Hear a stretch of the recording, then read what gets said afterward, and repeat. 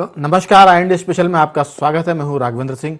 आज हम बात करने जा रहे हैं मध्य प्रदेश के चुनाव की नब्ज, यानी पंचायतों पर पंचायत। दरअसल पंचायत का चुनाव वैसे भी अपनी निर्धारित समय से देर से चल रहा है, विलंब से चल रहा है, लेकिन अब उसके शुरू होने की संभावनाओं के बीच कांग्रेस की एक चेतावनी हुई कि अगर इसमें कुछ बदलाव किए तो वो इस मुद्दे पर हाई कोर्ट भी जा सकते हैं। तो इस पंचायत पर जो पंचायत हो रही है उसकी वजह है ये है कि सरकार ने, कमलनाथ सरकार द्वारा जो नियम बदले गए थे परिसीमन के, उनको निरस्त कर दिया गया है। पुरानी व्यवस्था को लागू करने का फैसला किया है। अब चुनाव पुरानी व्यवस्था के आधार पर ही होंगे। पंचायत राज एवं ग्राम स्वराज अध्यादेश 1994 के तहत कमलनाथ सरकार ने 1200 नई पंचायतें बनाई थी। मध्य प्रदेश में 23,835 ग्राम पंचायतें हैं और आखिरी चुनाव 2014-15 में पंचायत के हुए थे। इस मामले में कल रात यानी रविवार को राज्य सरकार ने अध्यादेश जारी कर दिए हैं। चुनाव संबंधी मामले में अब जुबानी जंग कांग्रेस बीजेपी के भीतर शुरू हो गई है। मुद्दा बहुत महत्वपूर्ण है और इस संबंध में हम आपको सुनवाएंगे कांग्रेस और बीजेपी की अपनी राय। भाजपा की तरफ से कैबिनेट मंत्री नरोत्तम मिश्रा जी और कांग्रेस की तरफ से पूर्व मंत्री पीसी शर्मा की राय कि आखिर चुनाव को लेकर ये किचकिच क्यों हो रही है, पंचायत चुनाव पर पंचायत क्यों हो रही है।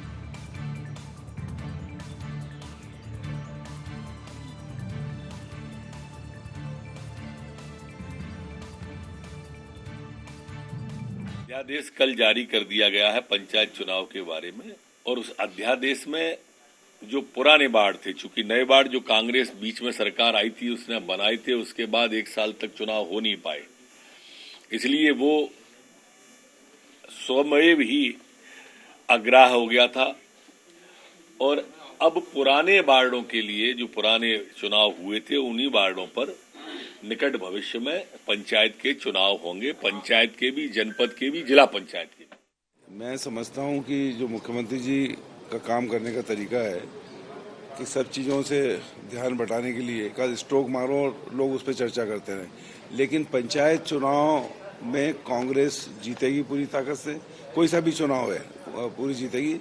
ये कांग्रेस इसमें चर्चा करेगी और आगे स्टेप लेगी। अगर आवश्यकता पड़ी तो कोर्ट भी जा सकते हैं।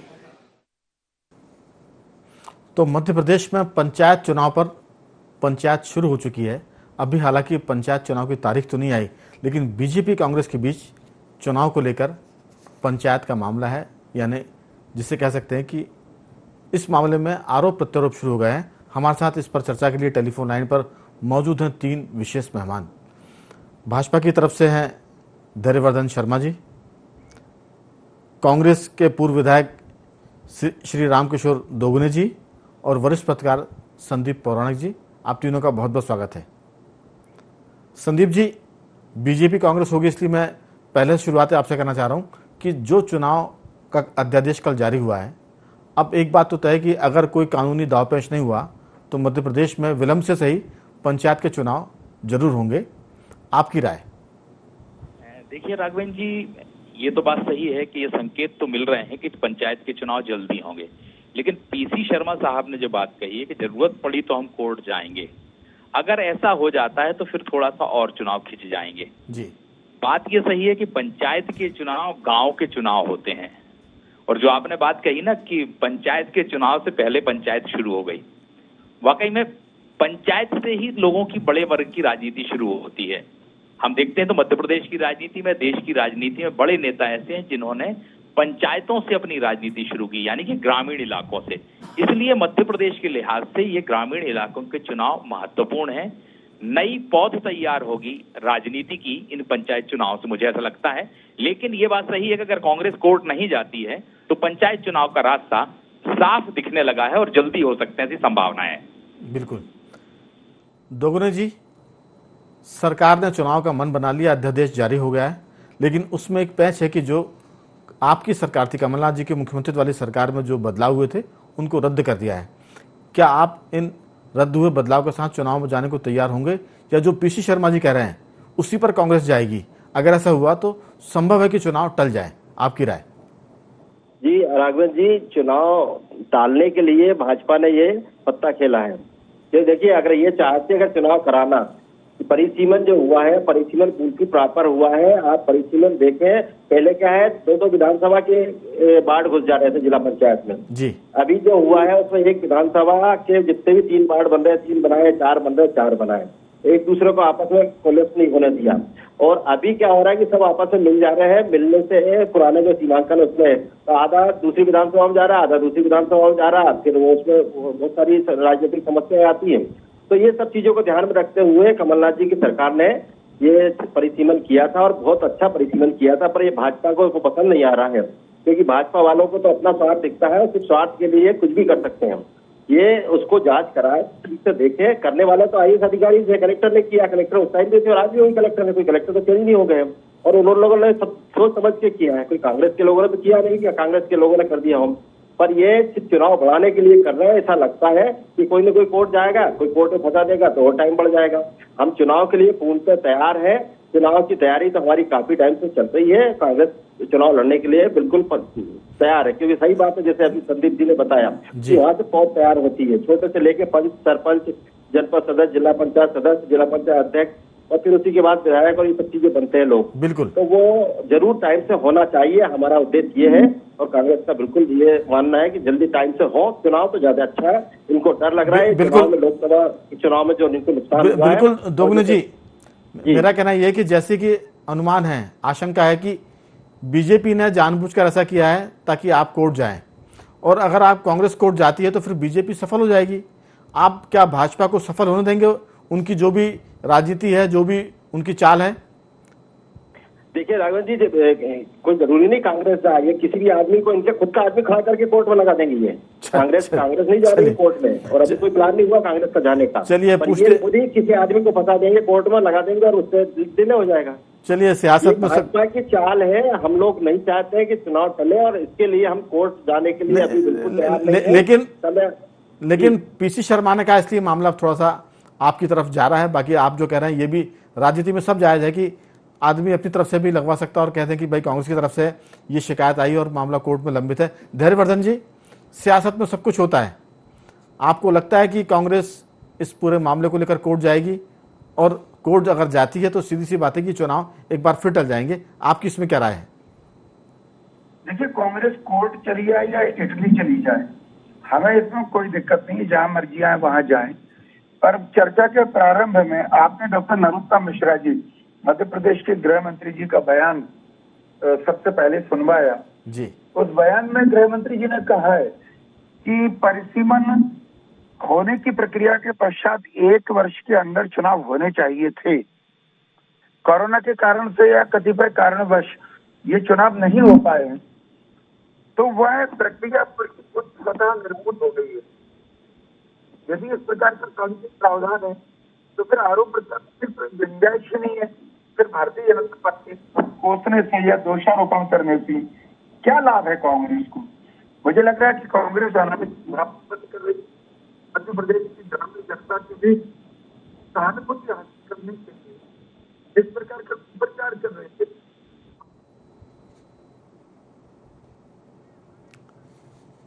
लगता है धैर्यवर्धन जी की आवाज़ थोड़ी सी गड़बड़ है, हम दोबारा कोशिश करेंगे उनसे जुड़ने की। पौराणिक जी, राजनीति में आरोप प्रत्यारोप तो होते हैं, लेकिन ये और चतुराई की बात होती है कि बदमाशी, चालाकी, या बदमाशी गलत शब्द है, लेकिन होशियारी हम करें और आरोप दूसरे पर मर दें। और ये भी होता है कि कई बार आदमी सच में दूसरे के जाल में फंस जाता है। तो मैंने पीसी शर्मा ने जो कहा, क्या कांग्रेस फंस गई है उनके इस बयान से? क्योंकि अगर ये चुनाव टलते हैं तो बीजेपी बहुत आसानी से ये कह सकती है कि कांग्रेस की मंशा नहीं है कि पंचायत में लोकतंत्र आए, वहाँ वो अदालत के जरिए कहीं परिसीमन की आड़ में इसको टालना चाहती है। आपकी राय? राघवन जी, बिल्कुल बात सही है। पीसी शर्मा जी का जो बयान आया है, ये एक खुद ब खुद कमजोर बॉल कांग्रेस ने बीजेपी को दे दी है। अब कोर्ट कोई भी जाएगा, चाहे वह एक योजनाबद्ध तरीके से, जैसा दोगुने साहब कह रहे हैं, कथित तौर पर वो बीजेपी का आदमी है या कांग्रेस का हो, अगर वो कोर्ट जाता है तो बात तो कांग्रेस पर आ जाएगी ना, कि जैसे ही परिसीमन की बात आई थी कि वो अध्यादेश आ गया रद्द करने का, तो पीसी शर्मा का ही बयान आया था। ये कांग्रेस बीजेपी को एक मौका तो मिल ही गया है। लेकिन जहां तक आपने राजनीति की बात की है, तो राजनीति में सब जायज है। लेकिन एक बात जरूर है जी, आप करें पूरी बात।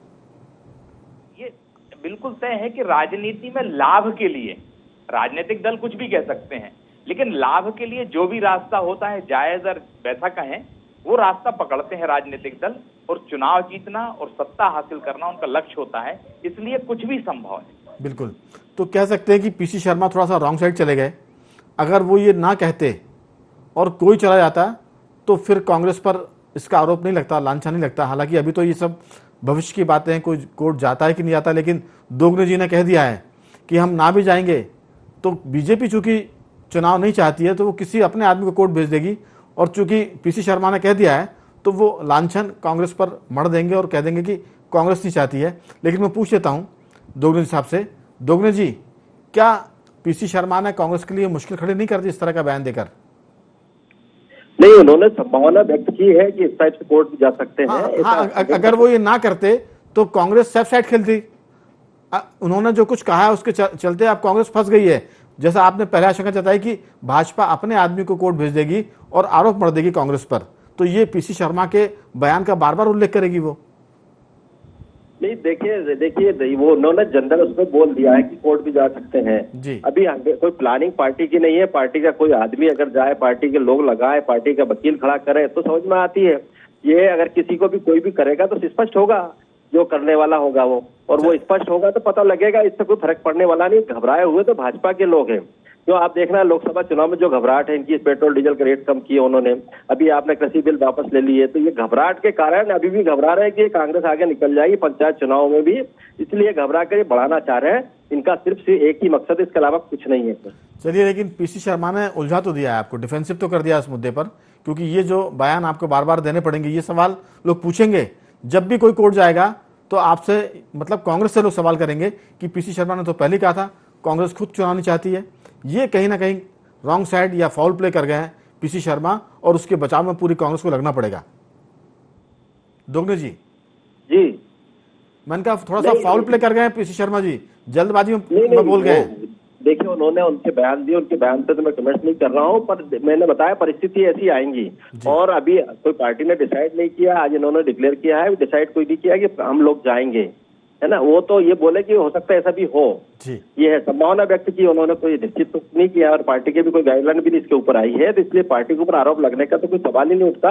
और जो लगाएगा कोर्ट में हम लोग स्पष्ट करेंगे, देखिए कौन आदमी है। बिल्कुल पौराणिक जी, अभी चूंकि बीजेपी के लीडर नेटवर्क कवरेज के बाहर हैं, जैसी संपर्क होगा तो हम उनसे भी पूछेंगे, लेकिन जो मेरा सवाल है दोगने साहब से था वही आपसे है, क्या कांग्रेस के लिए थोड़ी सी दिक्कत पैदा करती है पीसी शर्मा के बयान ने?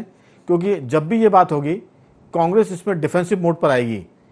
बीजेपी बहुत चतुराई से, चालाकी से पीसी शर्मा के बयान को सामने रखेगी, और कोर्ट में जो कुछ गया उसको कांग्रेस का ठप्पा ला के कहेंगे कि चूंकि कांग्रेस नहीं चाहती चुनाव इसलिए मजबूरी है। इसमें क्या पीसी शर्मा थोड़ा सा रॉन्ग साइड चले गए? आपकी राय? राघवेंद्र जी, जो दोगने जी बात कह रहे हैं, राजनीतिक बयान वो है। अगर वो ये पहले जैसा दोगने जी कह रहे हैं कि बीजेपी नहीं चाहती कि पंचायत के चुनाव हो, एक चीज, और दूसरा बीजेपी ही कोर्ट चली जाएगी, अगर इस तरह का बयान पीसी शर्मा जी की तरफ से आता तो कांग्रेस मजबूत स्टैंड में खड़ी नजर आती। बिल्कुल। लेकिन वो कह गए हैं कि हम कोर्ट जाएंगे, तो कांग्रेस कमजोर हो गई इस पक्ष में। कांग्रेस को सफाई देनी पड़ेगी, जाए कोई भी कोर्ट। बात यही आएगी कि ये कांग्रेस ने कोर्ट भेजा है और कांग्रेस नहीं चाहती। अब बीजेपी के लिए वो सेफ साइड हो गया है कि वो, जैसा कि दोगने जी आशंका जता रहे हैं, मैं पूछूंगा धैर्यवर्धन जी से। धैर्यवर्धन जी, दोगने जी की आशंका है कि बीजेपी खुद ही कोर्ट में जाकर इस चुनाव प्रक्रिया को रुकवा देंगे और कह देंगे कि कांग्रेस नहीं चाहती है कि चुनाव हो, इसलिए उन्होंने इस पर रोक लगवा दी, और सारा श्रेय या सारा आरोप कांग्रेस के माथे मढ़ देगी। और बीजेपी इस चुनाव से डर रही है क्योंकि महंगाई बढ़ी हुई है, संगठन कमजोर हो गया है बीजेपी का, और वो नहीं चाहती कि चुनाव हो, और इस कारण वो बहुत सारी वजह ढूंढ रही है। आपकी राय? नहीं, कांग्रेस सदमे में है। कांग्रेस सोच रही थी कि उपचुनाव में उनकी अपेक्षा के अनुरूप कुछ रिजल्ट आ जाएंगे और उसके सब कुछ विपरीत रहा। शिवराज जी का जादू जिस ढंग से उपचुनावों में चला है, तो उसके कारण से ये पंचायत चुनाव में जो लड़ने की इनके मन में कल्पना थी, वो उमंग की हवा निकल गई। अब इनको डर लग रहा है कि ऐसा ना हो कि पंचायत चुनावों में भी हर स्थान पर इनको पटखनी मिले। हालांकि वो ग्रामीण क्षेत्र के चुनाव होते हैं, वहाँ के जो स्थानीय पहलवान होते हैं वो सब अपने अपने स्तर पर चुनाव लड़ते हैं। इस चुनाव के गणित ही बिल्कुल अलग होते हैं, पर इसके बावजूद भी कांग्रेस में डर है, इसलिए कांग्रेस सहानुभूति प्राप्त करने का कार्ड खेल रही है। ये सिद्ध करके कि बीजेपी सरकार में पता नहीं क्या क्या कर रही है, सारे फैसले पलट देती है। दूसरा, परिसीमन को लेके अनेक शिकायतें इस परिसीमन की भी थी जी। मेरी भी जानकारी में ऐसी कई जगह है कि लोग कह रहे थे कि 5-5, 6-6 किलोमीटर दूर के गांव को जोड़ दिया गया, उसकी कोई उपयोगिता नहीं थी कि भाई चुनावी गणित को प्रभावित करने के लिए जोड़ दिया। तो कांग्रेस सरकार ने ये जो पाप की है उस पर सफाई देने के बजाय इनका चूंकि गणित फेल हो रहा है, इसलिए ये खुद ही अपना रुदन कर रहे हैं और अपना चलिए तरह का टुकड़ा रो रहे हैं। पूछता हूं दोगुने जी, आपका गणित फेल हो रहा है इसलिए आप बहाने तलाश कर रहे हैं। अलग बात है कि पीसी शर्मा जी ने एक लाइन बोल दी जो आपके लिए मुश्किल पैदा करेगी, लेकिन एक चीज जरूर पूछूंगा मैं। दिग्विजय सिंह जी कहा करते थे और अभी भी मेरे ख्याल से वो इस पर स्टैंड करेंगे कि जो लोकल चुनाव होते हैं पंचायत से लेकर पार्षद तक के, वो स्थानीय स्तर के होते हैं और उसमें प्रत्याशी जितनी मेहनत करता है उतनी शायद वो किसी और इलेक्शन में नहीं करता है। एक तरह से वो लड़की का पिता होता है और सारे वोटर जो है उसके बाराती होते हैं, तो वो मेहनत होती है निजी स्तर पर। तो अगर कांग्रेस के कार्यकर्ता या उम्मीदवार निजी स्तर पर मेहनत करेंगे तो मुझे नहीं लगता कि आप जो आशंका जता रहे हैं वो वैसी होगी कि बीजेपी चुनाव लड़ना नहीं चाहती है, लड़ेगी तो वो बहुत इसमें गड़बड़ी करेगी। आपकी क्या राय इसमें? नहीं, बिल्कुल हमको डर नहीं है, डर इनको है जो बढ़ा रहे हैं, ये परिसीमन को चेंज कर रहे हैं, इनको डर है। मैं बताया ना कि कांग्रेस को कोई डर नहीं है, कांग्रेस तो पूर्णतः तैयार है चुनाव लड़ने के लिए और जनता भी इनको सबक सिखाने के लिए जनता भी तैयार है, क्योंकि महंगाई से इतनी त्रस्त हो चुकी है कि आप खुद देख रहे हैं इनके डिसीजन बार बार बदल रहे हैं। तो उससे तो घबराए हुए तो ये है, कांग्रेस कोई घबराए नहीं, कांग्रेस बिल्कुल तैयार है और जिस टाइम चुनाव का 1 महीने में चुनाव डिक्लेयर कर देंगे, 1 महीने में चुनाव में तैयार हैं और हम लोग पूरी तैयारी करके बैठे हुए हैं, ऐसा कुछ भी नहीं है। ये लोग डिले करते जा रहे हैं, जब दूसरे चुनाव करा रहे थे आप ये पंचायत चुनाव भी करा लेते बीच में वो टाइम मिला था इनको, जब इन्होंने विधानसभा चुनाव करा लिया, लोकसभा चुनाव करा लिया, तो ये चुनाव भी करा लेते। तो यही भागते जा रहे हैं और इनको ही डर है। ये यही कितनी भी बात करते हैं, पहलवानों की बात कर रहे हैं, भाई पहलवानों से राजनीति नहीं होती है, सेवा से राजनीति होती है। सेवा करने के लिए लोग आते हैं, चाहे पंच हो, सरपंच हो या जिला पंचायत हो या विधायक हो, सांसद हो, सब सेवा करने आते हैं, पहलवानी करने के लिए नहीं आते। पहलवानी करने के लिए बहुत जगह है बाहर, तो वहाँ करना चाहिए जो बोल रहे हैं ये। और मेरा तो ये कहना है, ये वहाँ जनता उसका व्यवहार, उसके काम करने के तरीके और जो मेहनत करता है, बिल्कुल आपने कहा है कि वो मेहनत करता, पूरी ताकत लगाता, क्योंकि छोटा चुनाव है, कम जनसंख्या का चुनाव रहता है, कम वोटर्स का चुनाव रहता है। अभी फेस टू फेस जानते हैं, फेस टू फेस देखते हैं और उसके आधार पर वोट डालते हैं। वो पार्टी के चुनाव विधानसभा या उसमें बड़ा एरिया होता है, लोकसभा में बड़ा एरिया होता है, इसमें छोटा चुनाव होता है। तो छोटे लोगों में आपस में जब तक वो व्यवहार उसके ठीक नहीं हो, वो मिला उजुला नहीं हो, लोगों को जानता नहीं हो, सेवा करता, सेवा अच्छी कर रहा कि नहीं कर रहा, ये सब चीजें देखते हैं और देखने के उसके आधार पर चुनाव होते हैं। तो चुनाव तो ये कभी भी करा लेंगे, तो भी कोई दिक्कत नहीं हमको। जी संदीप जी, मैंने उल्लेख किया था दिग्विजय सिंह जी के एक बयान का कि उन्होंने कहा था कि स्थानीय स्तर के जब चुनाव होते हैं और उस समय जो कार्यकर्ता या उम्मीदवार जितनी मेहनत करता है, अगर वो मेहनत विधानसभा या लोकसभा के चुनाव में वो कर दे, तो कई बार होता ये है कि स्थानीय चुनाव में कांग्रेस जीत जाती है या बीजेपी जीतती है और फिर वही पार्टी विधानसभा लोकसभा में हार जाती है। तो अब ये जो चुनाव है इसमें प्रत्याशी की ताकत बहुत लगती है और वो निजी स्तर पर इसको अपनी प्रतिष्ठा का मुद्दा बना के लड़ता है। तो जो बात कह रहे हैं दोगुने जी कि हम तो तैयार हैं और बीजेपी को डर है महंगाई का, इसलिए उसने चुनाव टाले। अगर वो चाहती तो लोकसभा और विधानसभा जो उपचुनाव हुए थे उनके साथ ये चुनाव करवा सकती थी, लेकिन नहीं करा पाई क्योंकि वो चुनाव से डरती है।